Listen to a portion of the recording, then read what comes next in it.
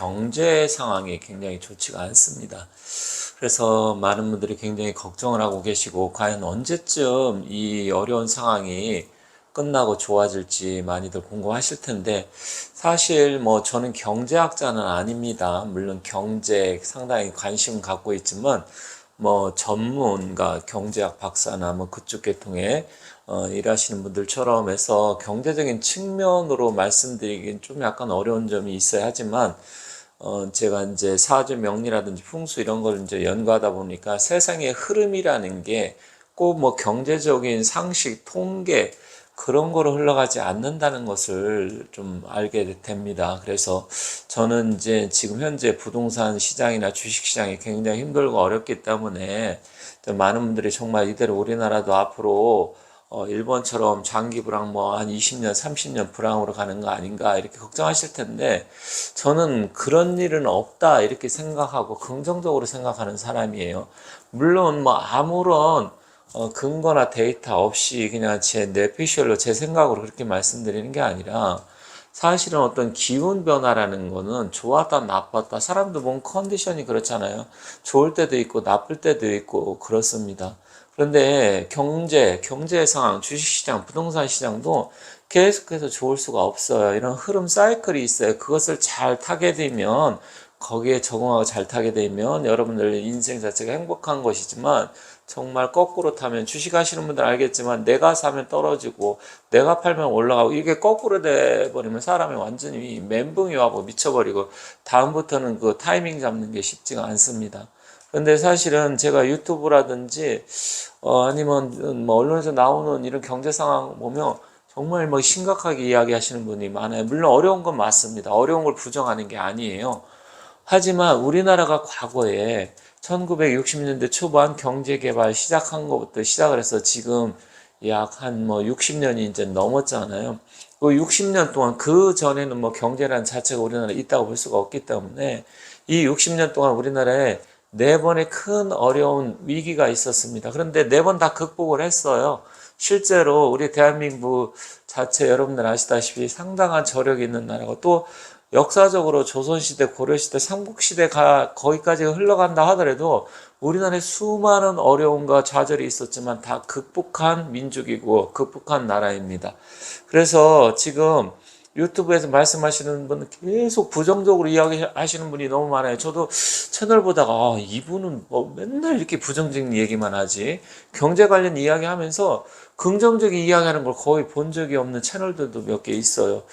물론 뭐 그분 말씀이 틀리다는 얘기는 아닙니다. 틀린 건 아닌데, 사람이 주위에서 자꾸 부정적인 얘기라고 안 된다, 나쁘다 이렇게 이야기하게 되면 뭔가 모르게 움츠려들게 돼요. 그런데 잘 된다, 뭔가 할 수 있다, 좋아진다 이렇게 긍정적으로 생각을 하게 되면 실제로 좋아지는 경우도 많습니다. 그래서 뭐 사람 마음 먹게 달렸다고 하잖아요. 일체유심주라는 말도 있기 때문에, 저는 개인적으로 어려운 상황이지만 충분히 극복할 수 있고 앞으로 좋아진다. 그러면 언제 좋아지냐? 뭐 그 10년 뒤, 20년 뒤에 좋아진 그게 아니고 불과 1, 2년 후에 다시 좋아집니다. 그래서 현재는 어려운 상황인데, 과거의 그 사례를 통해서 또 풍수적인 운기의 변화에 따라서 맞춰서 왜 그때 그런 일이 있었고 어떻게 극복했는지, 앞으로 어떻게 될 건지 그러한 부분에 한번 말씀드릴게요.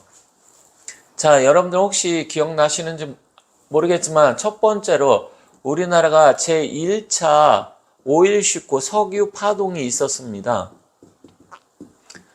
제가 아주 어렸을 때 초등학교 다닐 때인데, 73년도에서 74년도, 75년 초까지 이때 오일 쇼크가 있었어요. 뭐 아시는 분 아시겠지만, 이때 이제 산유국에서 기름값을 엄청나게 올리기 시작하면서 우리나라가 이때 거의 한 24% 정도의 물가 상승률이 기록을 했고요. 또 수출도 무역 수지 적자, 수출도 뭐 늘어나던 시기였지만 무역 수지 적자가, 이때 당시엔 적자가 일상화됐을 때입니다. 적자가 많았어요. 그래서 이때 당시에 사실 굉장한 어려움을 겪었는데 불과 그게 2년 내지 3년밖에 안 갔습니다. 그리고 두 번째가 역시 2차 석유 파동이었는데, 이건 79년도에서 81년 정도, 여기도 한 2, 3년. 이때도 마찬가지. 이때는 물가 상승률이 무려 한 28% 정도, 그리고 성장률이 마이너스까지 갔었어요. 뭐 그때 2점 몇 퍼센트 정도, 2% 조금 넘게 마이너스 성장. 이때도 심각했었습니다. 솔직히 말을 하면. 왜냐면 이때는 처음에서 우리나라 경제가 이제 막 일어서기 시작하고 중화공업으로 바뀌던 타이밍이었고, 이때는 무엇이 있었냐면 79년도에 11.6 사건이 일어나서 박정희 대통령이 서거하셨잖아요. 그리고 5.18이 있었잖아요. 그러면서 이때 같이 맞물려 갖고 정말 심각한 상황이었었습니다. 이때 당시에 제가 이제 막 중학교 이제 3학년 고등학교 들어가고 바로 전인데, 이때 당시에 실제로 굉장히 우리나라가 어려움이 있었습니다. 물론 이제 이때 무슨 일이 있었냐고 하면 이런 일도 있었지만, 이때 이제 전두환 대통령 이 양반이 정권을 잡으면서 그 이후에 이제 물가를 완전히 잡아가지고 이때부터 다시 우리나라가 성장하는 계기를 마련했고요.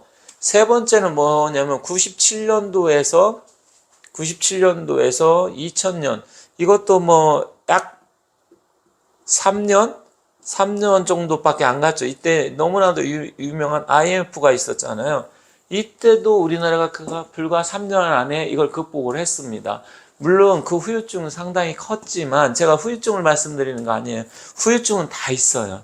그러니까 후유증이라는 것은 경제가 좋아도 어려운 사람은 어렵고 나빠도 좋은 사람은 좋아요. 다만 어렵고 나쁜 사람이 좀 더 많냐 적냐 이런 차이잖아요. 그런데 이때 같은 경우 외환 위기가 오면서 우리나라가 또 한 번 완전 푹 주저앉는 계기가 되고 성장률도 마이너스 되고, 그렇지만 불과 여기 다 2, 3년마다 다 이걸 극복을 했습니다. 상당히 저력 있다고 볼 수 있죠. 그 다음에 네 번째가 무엇이 있었습니까? 서브프라임 모기지. 이게 언제입니까? 서브프라임 모기지 사태에서 리먼 브라더스가 파산되고, 이게 2008년부터 해서 2010년. 근데 이때도 우리나라 이명박 대통령이 어찌됐건 잘 관리해서 다른 나라 힘들고 어려울 때 이걸 또 극복을 했습니다. 자, 보세요. 여기 기간이 길어야 3년입니다. 3년. 뭐 4년, 5년 간 것도 없어요. 자, 그런데 이때는 언제입니까? 이 두 번의 시대는 유군 시대입니다. 유군. 풍수적으로 유군. 그리고 이거는 97년도니까 84년부터 2003년이니까 이때는 언제요? 7운 시대입니다. 7운.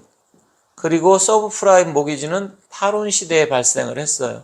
자, 지금 이제 9운 시대가 오는데, 9운 시대도 뭐 어떤 사건이 발생할 그 소지는 충분히 있죠. 저는 내년 2024년이 갑진년인데, 이 갑진년만 잘 우리나라가 극복을 하면 또 다시 좋아진다고 보는데, 일단 갑진년 그런 부분은 나중에 말씀드리고요. 제가 오늘 말씀드리고 싶은 건 뭐냐면, 각 운기에 따라서 이게 다 한두 번씩은 어려움이 있었다. 그럼 오은 시대는 뭐가 있었습니까? 우리나라 6.25 전쟁, 해방 이게 있었잖아요.